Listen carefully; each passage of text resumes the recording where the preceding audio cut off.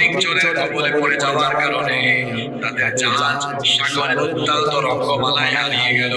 একদিন দুই দিন নয়, টানা এক মাস এই জাহাজের সব যাত্রীরা সমুদ্রের ঝড়ে কবলে পড়ে হারিয়ে গিয়েছিল।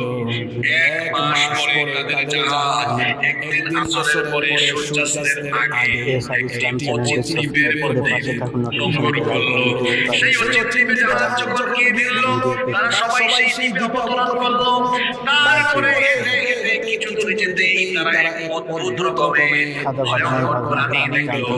এই প্রাণীর গায়ে এত বেশি লোম ছিল, অতিরিক্ত লোম থাকার কারণে তার শরীরের সামনের অংশ কোনটা, পিছনের অংশ কোনটা কোনো বোঝা যাচ্ছিল না। তখন তারা সেই অদ্ভুত প্রাণীকে জিজ্ঞেস করেছিলেন, মান আনতা, তুমি কে? সে তখন জবাব দিয়েছিল, আনাল জাসাসা,